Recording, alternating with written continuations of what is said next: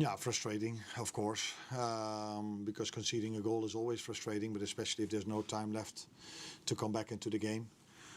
But I think it's safe to say that they could have scored the 3-2 also a little bit earlier. What I mean with that, I think after we scored the 2-2, we were still trying, but I think it's safe to say that a few players of ours ran out of energy. And I cannot even criticize them for that, because 2 days ago we had to play an away game in Europe. We're the only team that played Champions League that has 2 days in between this time. After an away game, another away game against one of the most intense teams in the league.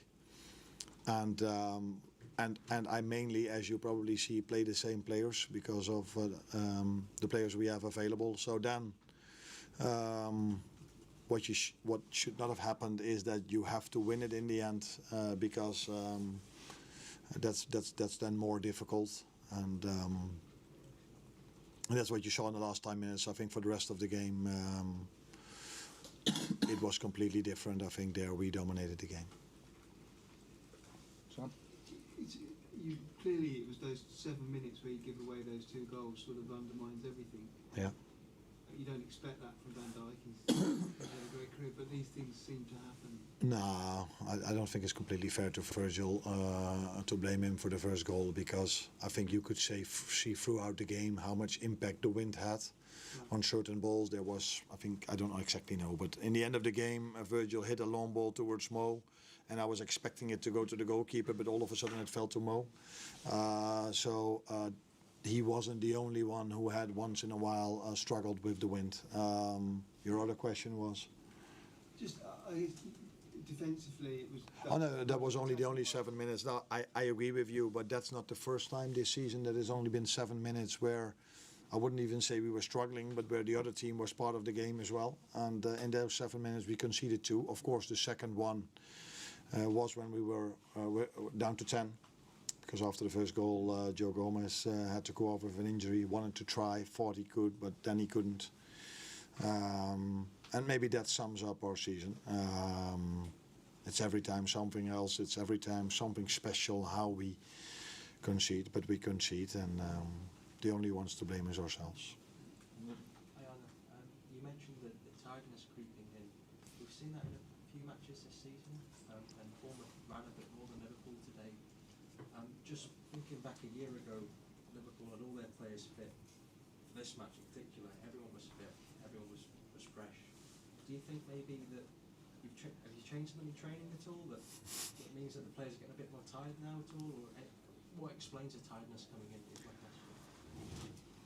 Now, if Bournemouth had to run more than us, that is probably because we had 67% ball possession or something like that. So, but credits to them. That's definitely also one of their strengths. I think they're top in almost every statistic when it comes to running. That's why I think I have to credit my players. If you go 2-0 down, the way we did, and again we showed the mentality and the fitness to come back into the game against one of the fittest teams in the league, and they only have to play once a week, of course, that helps. And that's not an excuse, because a club like Liverpool is used to playing 3 times a week, but we mainly do this with the same players, and maybe last season that was a bit different. Last season we did not have 3 long-term injuries as we have now. As you could see in our lineup, I decided not to play Hugo. That wasn't because I didn't like him or he wasn't good against Marseille. That's simply because I have only one number 9 available for the upcoming weeks and months. He was out 2 weeks ago.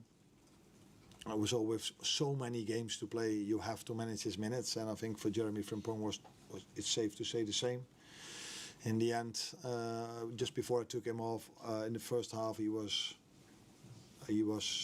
getting things, and after half time, I think I could see the energy running out of him a little bit as well. So yeah, the end result is that you then play 2 players not in their favorite position with Ouattara and Dom. By the way, they did well, but it's the reality of this moment. The goal that was conceded when there were 10 men on the pitch, there were 10 men on the pitch for Liverpool for quite a while. Yeah. Nobody put the ball out of play. Was that something that frustrated you? Is that just one of those things for you? Nah, I tried to scream towards them to put the ball out of play, but actually we were quite comfortable. I think we kept the ball for quite a long time. And then when we lost it, it was the opposite. Bournemouth kept it, which is a bit easier maybe if you play against them. But even if you are down to 10, I think the way we conceded that goal was not specifically because we were down to 10 men. It's just a winger that is surprising our fullback in a situation where we could have done better. But of course, maybe when we were 11, this player couldn't. The player that had the assist couldn't have gone as far as he could now. So yeah. Johnny? Arne, what's the injury to Joe Gomez, and is there any chance of bringing in a defender to reinforce you because you're so short now? Now? Are we now short? Well, you've been short before. That's your opinion. Joe got a knock from Ali. His knee went into, I think, somewhere over here.